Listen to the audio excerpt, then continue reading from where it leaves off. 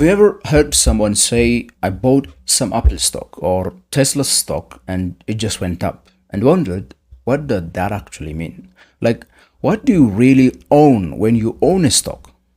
A tiny piece of the company? A digital receipt? Just numbers on a screen. Today, we're going to break that down in the simplest way possible. By the time we're done, you'll understand what a stock truly is, not just as a number you can trade, but as a living, breathing part of a business. And we will do it in three layers. First, as if you're 5, then 15, and finally, set 5. Because the truth about stocks does not change, but your understanding of them should. Let's start with the 5-year-old version. Imagine you and 3 other friends want to build a lemonade stand. Each of you brings $1. Now you have $4 to buy lemons, sugar, and cups. When you finish, you agree that everyone owns an equal part of the stand, 1/4 each. That means if the stand earns $4 tomorrow, everyone gets 1. That's a stock, a piece of ownership. Nothing more mysterious than that. You're not just lending money. You're not gambling. You're literally saying, I own a part of this. Now, scale that idea up. Instead of 4 friends, imagine millions of people. Instead of a lemonade stand, it's a company like Coca-Cola or Google. Each share is a slice of ownership, your little piece of the pie. That's all what stocks are. Ownership broken into tiny tradable pieces. Alright, now let's upgrade to the 15-year-old version then.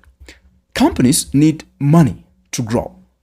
Maybe they want to build a new factory, hire more people, or develop a new product. They can borrow that money as a loan, or they can raise it by selling part of their company to investors. So when a company decides to go public, it is saying, okay, we're splitting our company into millions of teeny shares, and anyone who believes in us can buy one. So when you buy 1 share of Netflix, you literally become a part owner of Netflix. If the company earns profit, you share in that through dividends or rising share prices. If the company struggles, your shares can fall in value too. Stocks are not lottery tickets. They are ownership stakes in a real business doing real things. Every time you buy a stock, you are answering a question. Do I believe this company will grow in the future? If the answer is yes, you invest. If not, you walk away. It is that simple. Now, let's go to the 35-year-old version for older people like me. The investor's version, when you buy a stock, you're not just buying a ticker symbol or chasing a trend. You are becoming a shareholder, a legal part owner of a company. That ownership comes with 30 rights. You can vote on company decisions through a shareholder meeting. You have a claim on the company's profits, either through dividends or price appreciations. You have the potential for growth, but also the risk of loss. The value of your shares changes every second because investors around the world are constantly updating what they think the company is worth. Some days it rises because of good earnings. Some day it rises because of good earnings. Some day it falls because of fear, bad news, or pure emotions. But over time, if the company grows, its value also grows with it. And your share, that tiny slice of ownership, grows too. That's why long-term investing works. You're not betting on random movements. You are investing in human progress. Let's make this concrete.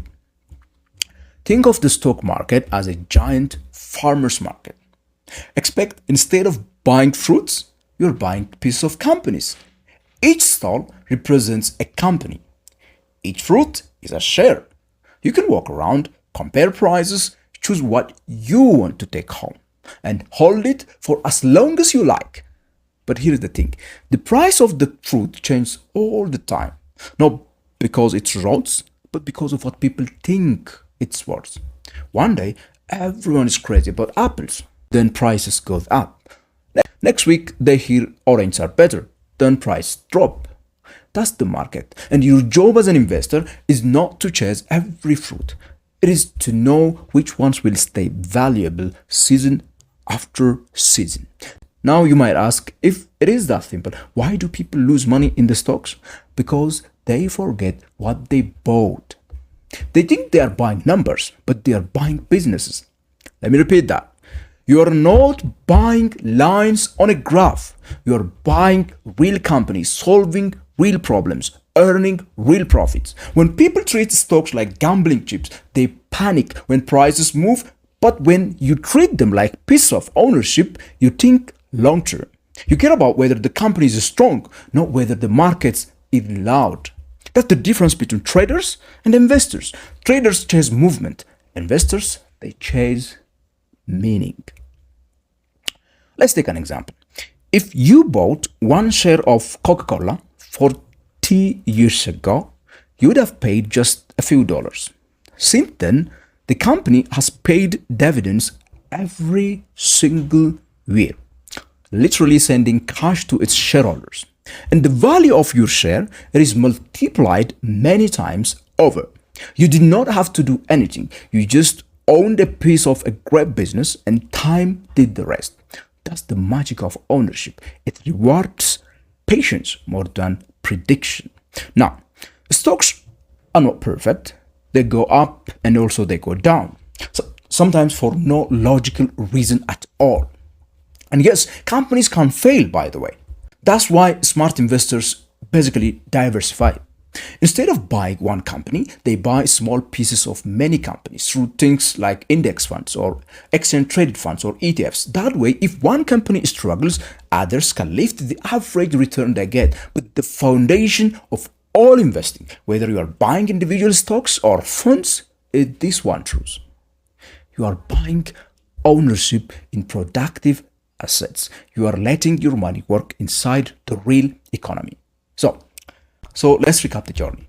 At age 5, a stock is like sharing a lemonade stand with your friends. At 15, it's how companies raise money to grow and how investors share in that growth. At 35, it's ownership, responsibility, a tool for wealth creation, not speculation. The more you understand that, the calmer you become when markets move, because you stop reacting to a noise and start thinking like a part owner of the world's progress. And that's what investing truly is: participating in the growth of human innovation. Every share you buy is a small vote of confidence in the future. So the next time someone says the stock market, don't picture a casino or a chart. Picture thousands of companies around the world, factories running, apps being built, ideas becoming reality. When you invest in stocks, you are investing in all of that. In the next episode, we'll take this one step further. You'll learn how to actually start investing with just $100. No guessing, no hype, no get-rich schemes. Just a simple, smart plan that works for everyone. Anyway, this is Decode Finance, where money finally makes sense. See you next time in the next class.